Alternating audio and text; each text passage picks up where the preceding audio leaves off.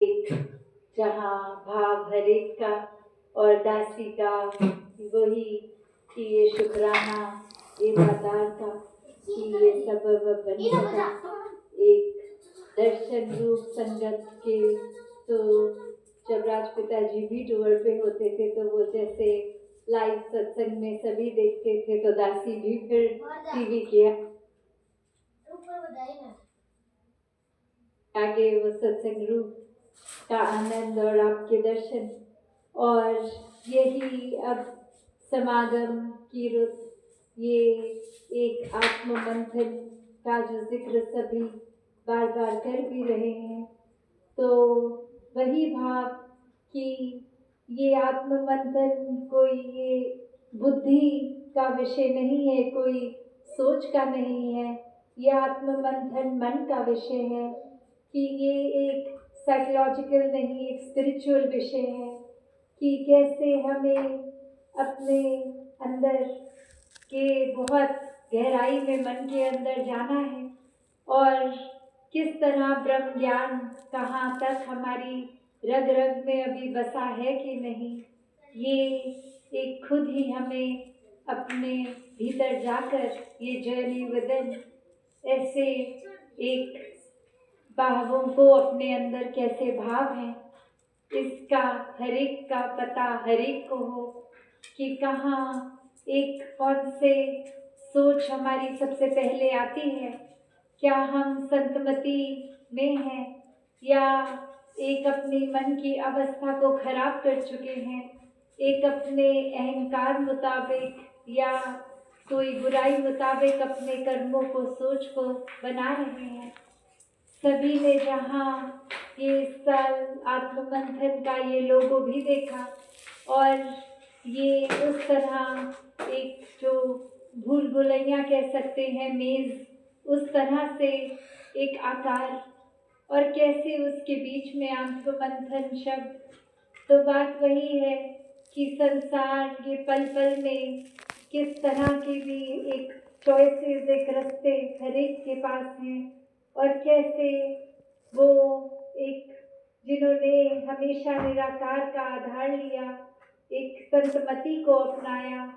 तो वो रास्ते एक सही मार्ग पे ही रहे हैं, चाहे वो एक फिजिकल एक कर्म की बात हो या फिर एक मन की अवस्था की। तो कैसे एक हर पल में जो चुनाव है वो जिन्होंने हमेशा अपने आप को इस निराकार के साथ अलाइन रखा, ये इंट्रोस्पेक्शन चलती रही तो वो एक हमेशा रास्ता अच्छाई का सच्चाई का एक अपनी एक चेतनता को अपनाते हुए एक सही कर्मों द्वारा हर एक ने किया और संतों ने भी हमेशा से ऐसे ही भावों को प्राथमिकता दी कि ऐसे एक जो रूप है उस पे एक संसारिक जो भी रंग चढ़ता है पल पल और संसारिक रूप तो दूर की बात ही अपने मन की ही अवस्था किस समय मन कैसा किस समय अगले ही पल एकदम अलग ही प्रवृत्ति का बन जाता। कहाँ मन में एक सेकंड के लिए तो भाव आता कि मैं तो कब से किसी को एक माफ़ी मांग रहा हूँ अपॉलॉजी ये सॉरी रूप कर रहा हूँ, अगला पता नहीं क्यों नहीं माफ़ कर रहा। एक ये हम अपनी तरफ से तो मैं लगा ही हुआ हूँ और अगले ही पल अगर कोई हमें आके माफ़ी दे रहा है तो मन वो अकड़ जाता है कि नहीं इसने तो ऐसा काम किया था जो माफ़ी के लायक ही नहीं। तो जहाँ एक पल पहले मन ये खुद अपनी गलती का किसी के प्रति समर्पित वो माफ़ी भाव और वहीं दूसरे को अगले पल माफ़ी देनी नहीं, ऐसे कहाँ कहाँ मन पल पल रंग बदल लेता है। तो संतों का मन ऐसा नहीं होता, संत तो हमेशा अपनत्व का भाव रखते हैं, एक एक्सेप्टेंस का भाव रखते हैं, कैसे एक हर एक की गलतियों पे पर्दा डालने की भाव रखते हैं, बिना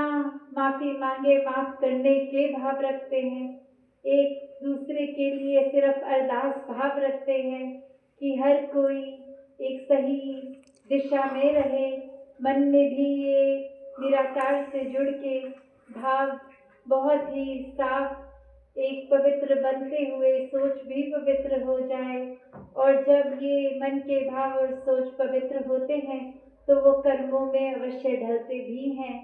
एक बात अक्सर हर कोई नियत की भी करता है, इंटेंशंस की, कि एक इंटेंशन तो ठीक थी, किसी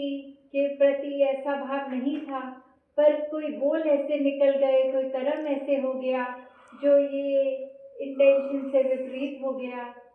तो बात वही है कि वहाँ भी फिर आत्ममंथन करने की ही बात है कि अगर हम वाकई ही ये क्लेम कर रहे हैं इतना बड़ा कि हमारी नियत तो ठीक थी, तो फिर ठीक नियत और कर्म बिल्कुल विपरीत, ये मेल कहाँ खा रहा है। तो एक गलती से अगर गुस्ताखी है तो वो बात तो चलो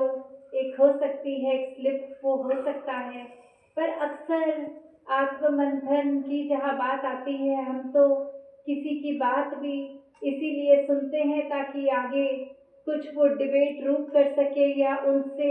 जो वो कोई बात कह रहे हैं उससे ज़्यादा बेहतर कोई अपनी बात रख दें, कोई पॉइंट प्रूव कर दें, या फिर उनकी बात तो सुनी नहीं, अपनी बात ही और बुलंदी से कहने के लिए किसी से वार्तालाप करते हैं, बातचीत करते हैं। तो यहाँ भी भाव वही कि कैसे किसी की बात सुनने के लिए वो सुनी जाए, ना कि इसलिए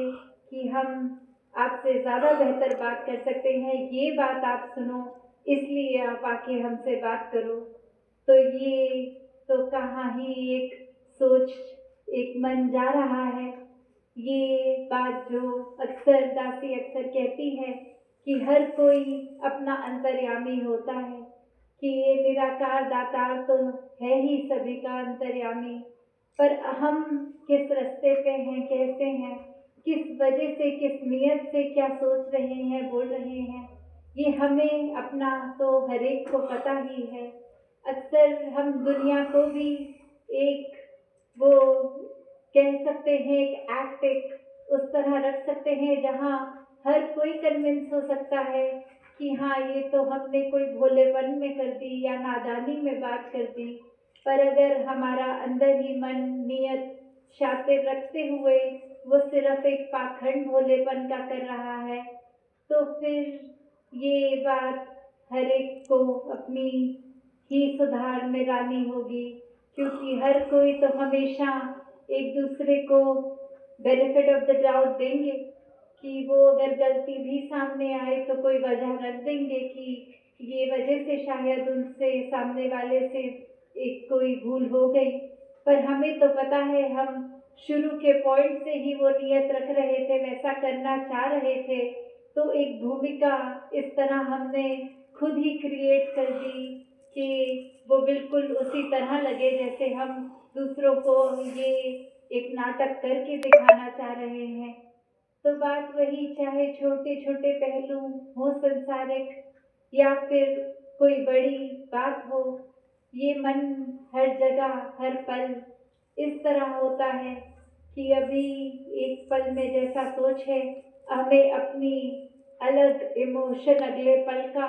या फिर अगला ख्याल क्या दिमाग में आने वाला है, यहाँ तक भी नहीं अगर पता, तो कम से कम एक चेतन अवस्था में रहें, एक आत्ममंथन करके। हर समय कुछ भूल होती भी है तो वो आत्ममंथन ही है जो वापस उस भूल का सुधार करने के लिए सहयोग देगा। तो ये जैसे अभी आज हम सुन भी रहे थे सत्संग में महापुरुषों के भाव कि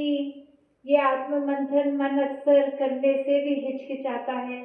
क्योंकि कर लेंगे तो पता लग जाएगा कितने पानी में खड़े हैं, कहाँ हैं। तो वो ही भाव कि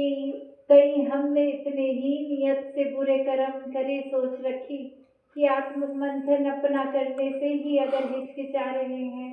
तो वो कर्म करने पे सामने वाले पे क्या प्रभाव आया होगा, उनकी सोच, वो रिपरकशंस हमने खुद जो हम अब डिनायल में जा रहे हैं, आंख बंद कर रहे हैं, तो सामने वाला तो वो हमारे शब्दों कर्मों की वजह से वो भुगत रहा है, उन पे क्या बीत रही होगी। तो संतों ने तो अपने दिलों को ऐसा बनाया कि चोट सामने वाले को लगी हो तो दर्द वो महसूस करते हैं, और कहाँ हम खुद को संत तो कहलाने में सबसे आगे रहेंगे, पर काम अगर चोट पहुंचाने वाली दे रहे हैं तो हम संतों की श्रेणी से तो बहुत ही दूर हैं। तो आगे जिस तरह ये समागम भी आ रहा है, सबने इतने समय से ये सेवा भाव भी रखा, चाहे वो इस ग्राउंड तक या जो अभी तक नहीं भी आ पाए, वो भाव रखा कि ये सेवा की रुत है, समागम की रुत है। आज भी अगर देखें तो ये सत्संग में अभी कितने महापुरुष पंडाल के अंदर तक भी मौका नहीं उनको लग पाया, चाहे लाइन में भी इतनी देर लगे, पर वो समय इस तरह से अब अंतिम छोर तक आ गया कि वो अनाउंसमेंट भी सुनी कि अब और ये मुमकिन नहीं हो पाएगा आज आने वाले दिनों में। तो दासी का भी भाव यही कि हर एक तक दासी की भी वो ही नमस्कार प्रवान हो और सभी की दासी तक भी वो पहुंच गई। तो दातार हर एक के जीवन में ये सेवा भाव इस तरह से डाले, हर एक के मन में एक चेतनता और ज़्यादा स्ट्रॉन्ग कर दे, हर एक के मन में एक मधुर स्वभाव, एक विनम्रता इस तरह डाल दे कि फिर वो कोई जानबूझ के गलती ना हो। एक जिस तरह सुना भी कि एक गलती की जो वाकई ही गलती है उसकी तो फिर एक माफ़ी भी होती है, पर अगर कोई सिर्फ हम जैसे कहते हैं कि कोई असल में सोया है तो उसको तो जगाया जा सकता है, पर कोई अगर सोने की सिर्फ एक्टिंग कर रहा है तो उसको कितना भी उठा लो वो आंखें नहीं खोलने वाला। तो हम यहाँ कहाँ खड़े हैं कि वाकई ही सिर्फ गलती से गलती कर रहे हैं या जानबूझ के कर रहे हैं। ऐसी कमियों को अगर आइडेंटिफाई कर लिया जाए आत्ममंथन इंट्रोस्पेक्शन से, तो कमियां वो अपने जीवन से दूर भी की जा सकती हैं निराकार का आसरा लेके। तो हर कोई सेवा सिमरन सत्संग को प्राथमिकता जीवन में जैसे अभी तक बना के सभी चल रहे हैं, आगे भी यही आधार निराकार का प्राथमिकता हर एक के जीवन में रहे। तो और समय इजाज़त नहीं दे रहा, भाव तो मन में जो और हैं वो अब समागम में दासी ये दिन भी जो बढ़ गए, तो उसी तरह समागम में जब जब मौके लगेंगे मन के भाव दासी आप सबके चरणों में रखती रहेगी। तो दातार हर एक की सेवा यहाँ ये जिस रूप में भी समागम की, चाहे वो घर से ही भाव हर एक का आने का, कुछ परिवार के सदस्य अगर नहीं भी आ पाए तो वो घर की वो गृहस्थ की सेवा कर रहे, उस तरह रिस्पॉन्सिबिलिटीज तो हर कोई जहाँ हर तरह से सेवाओं में है, दातार हर किसी की सेवा प्रदान करे। भाव मन में सेवा का लॉन्गेस्ट है सेवा ही, कोई अल्टीरियर मोटिव नहीं, कोई दूसरे छल कपट का भाव नहीं, हर एक के मन में ये निराकार खुद विराजित हर पल फिर एक सही मार्ग पे रहें, आत्ममंथन हर पल का करते रहें। सत्संगत जी, धन्यवाद जी।